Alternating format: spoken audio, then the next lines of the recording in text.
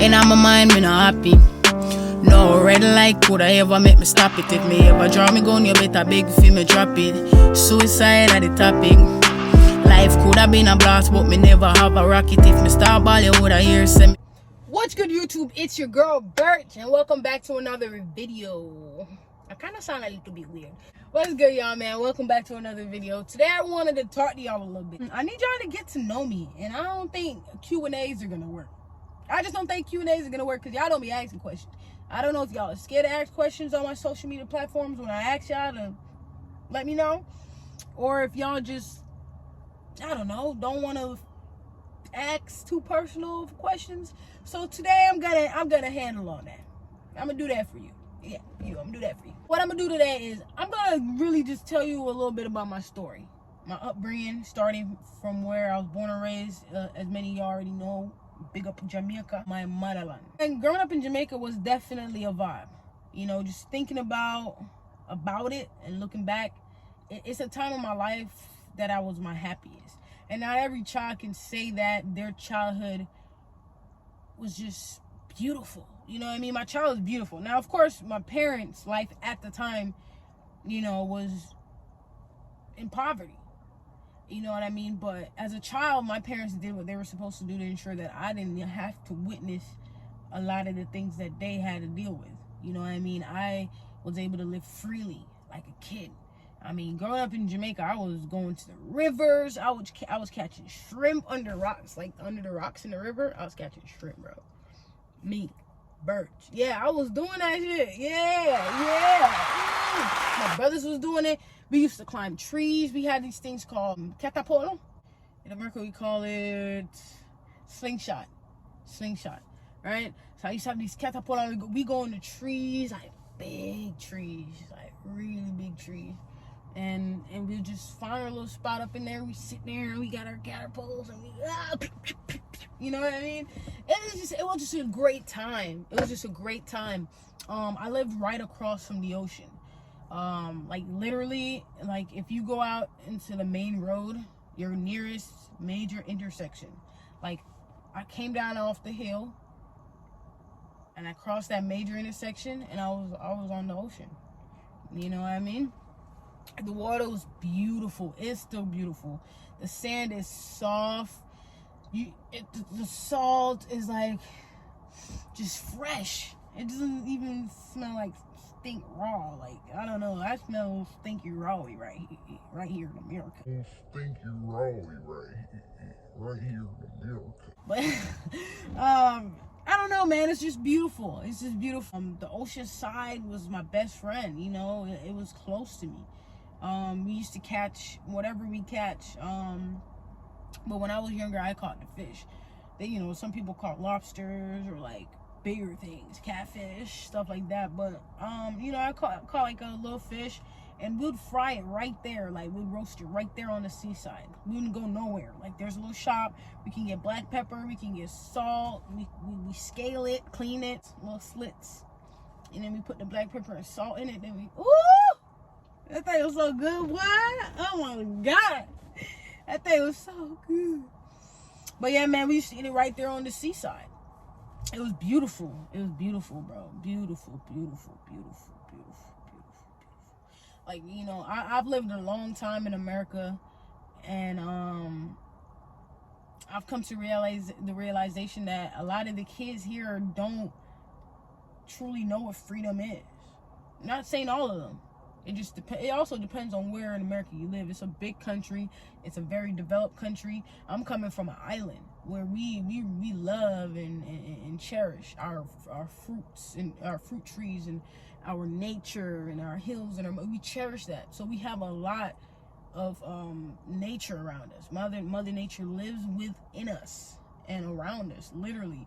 You know what I mean? Here it's like everywhere you walk, there's a house or a building or just stuff taking up all this Mother Nature. Right now, in my background, you're seeing a lot of nature. If I turn the camera around, you also see a lot of nature, because the spot I'm at right now is a little nature vibe. You know what I mean? But it's just so important for us to be able to just be free. be free, you know what I mean, and enjoy our childhood. Like, kids are supposed to be out here in nature. You know what I mean? Like, you know how we grow up as adults and we fear all these things like beer. I can't tell you something. Jamaica no, because beer. But you fear like a bear. You fear a snake. You fear all these things. But when we're kids, we don't fear none of that. We don't fear none of that, and that's the perfect time for kids to be in nature. You know what I mean? When they're young. So that's something I definitely encourage. I would encourage my future kids to do, and also ensure that they're in an environment that makes it easier to do. But growing up in Jamaica, man, it was fun. School was fun. I did what I was supposed to do and got out of there. It was no big deal. School was fun. You know what I mean? Ain't nobody tripping about school. I always been smart. You know what I mean? I've been smart. School was good. I had a friend. I had 2 friends in school, and I do miss them dearly. I hope they're still alive. I hope they're doing well. I got 2 friends. One friend called Petty. I don't even know his real name. We call him Petty. Peddy. This was in like 4th grade. Petty and Shanavia. Shanavia was a white Jamaican. Petty was a white female Jamaican. Petty was a black male Jamaican. Alright, and they were my 2 closest friends. I think about them till this day. I don't remember nobody else's name except theirs. So, you know, hopefully one day they come across my content and they hit me up and I'm like, yo, what's up, Petty? What's up, Shanavia? And, you know, hopefully they're good people, because, you know, I don't want to reconnect with people that aren't pure and you know, but, you know, hopefully they're alive and well, man. I remember being in school and it was a lot of red dirt. There was a lot of red dirt on campus. And when I played soccer, which we call football in Jamaica, when I played soccer in Jamaica, we played in these bottles called chubby buckle, and we put like sand in it and we'll kick it around, and that's how we'd play. We'd play with freaking chubby bottles, bro. Yo, I know some of my Jamaicans gonna feel me once they watch this video, man. But I mean, I grew up in rough times. You feel me? You might have a football now. I had a chubby filled with sand. Shit. Let me have my struggle for myself. Y'all keep the soccer balls. Yeah. But yeah, man. And I remember having this issue growing up. I had this issue for a little bit where, like, if I was in the sun too long or something, I'll get these nosebleeds and these blood clot that come out. So yeah, that's another memory I wouldn't mind sharing with y'all. But definitely a hardcore memory. On top of the hills, I used to play cricket, which is like baseball in America. But yeah, I used to play cricket, so that was fun, man. One of these days, oh, look at that sunset right there, boy. Hold on, let me show you. Y'all deserve to see that. That's beautiful. Y'all deserve to see that.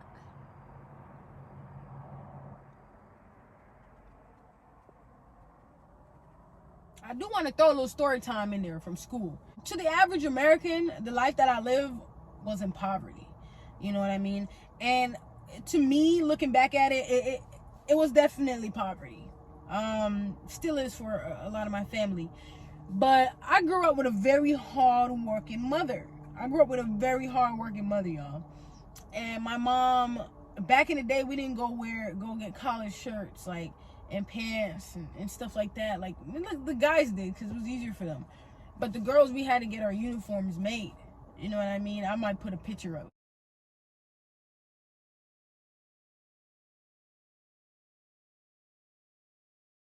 Anyway, my mom used to work hard to pay the seamstress to work on my clothes. And one day I got to school and I don't know, bro. This girl, I feel like I've been getting bullied all my whole life by people who like me. It's real weird. But this girl, she grabbed my my uniform top and like pulled it. She was mad, but I don't know what happened. Like, I'm not saying she didn't do it for no reason, but I don't remember her reasoning. I ain't do shit to her though.